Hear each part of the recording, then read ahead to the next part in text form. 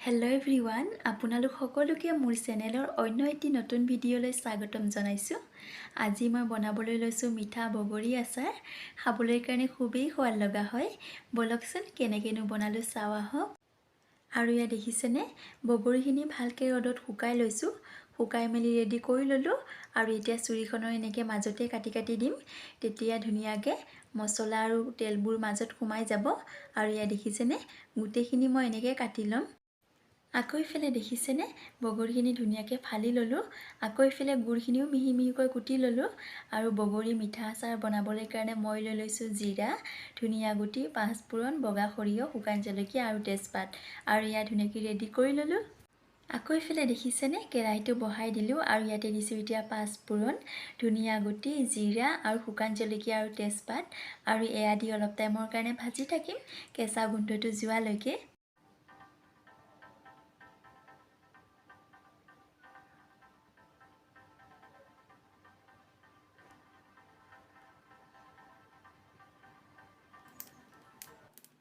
আৰু ইয়া দেখিছেনে ধুনিয়া আৰু পাঁচফোৰণ গুটিখিনি ধুনিয়াকৈ ফুটি আহিছে আৰু শুকান জলকীয়াখিনিও ৰংচুৱা হৈ আহিছে আৰু এইখিনি ভাজা হৈয়ে গৈছে আৰু এতিয়া এইখিনি কাঢ়ি ল'ম আৰু ইয়া দেখিছেনে ধুনিয়াকৈ ৰংচুৱা হৈ আহিছে।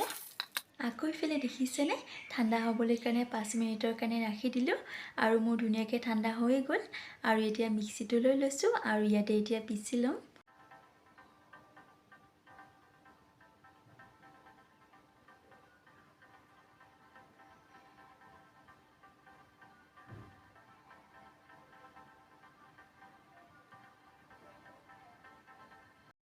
আকৌ ইফালে দেখিছেনে মিশ্ৰণখিনি পিছা হৈ গৈছে মোৰ আৰু বেছি মিহিও কৰি নাই দিয়া, অকমান গোটাকৈ ৰাখিছো। আকৌ ইফালে মই কেৰাহীটো বহাই দিলো আৰু ইয়াতে দিছো এতিয়া মিঠাতেল আৰু তেলখিনি এতিয়া ভালকৈ গৰম হ'ব দিম আৰু তেলখিনি ভালকৈ গৰম হোৱাৰ পাছত দি দিছো বগা সৰিয়হ আৰু এয়া ভালকৈ ফুটি আহিব দিম।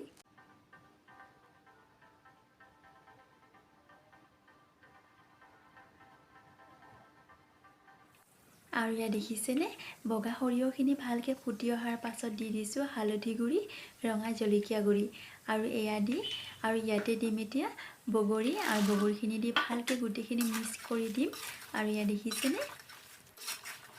দেখিছেনে গোটেইখিনি ভালকৈ মিক্স কৰি ললো আৰু গোটেইখিনি ভালকৈ মিক্স কৰাৰ পিছত মছলা পিচি থৈছিলো নহয় সেয়া গোটেইখিনি দি দিলো আৰু গোটেইখিনি এতিয়া ভালকৈ মিক্স কৰি ল'ম আৰু ইয়া দেখিছেনে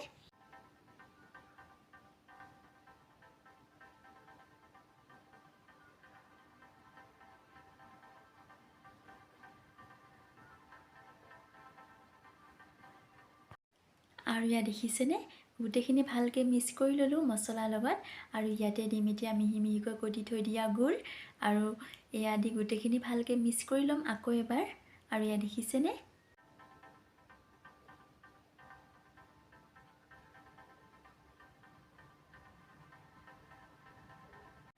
আৰু ইয়া দেখিছেনে গোটেইখিনি ভালকৈ মিক্স কৰা হৈ গৈছে মোৰ আৰু এতিয়া গেছৰ ফ্লেমটো একেবাৰে লো কৰি আৰু অলপ টাইমৰ কাৰণে উতল আহিব দিম আৰু ইয়া দেখিছেনে গুড়খিনিও ধুনিয়াকৈ গলি আহিছে আৰু গেছৰ ফ্লেমটো একেবাৰে লো কৰি আৰু অলপ টাইমৰ কাৰণে উতল আহিব দিম।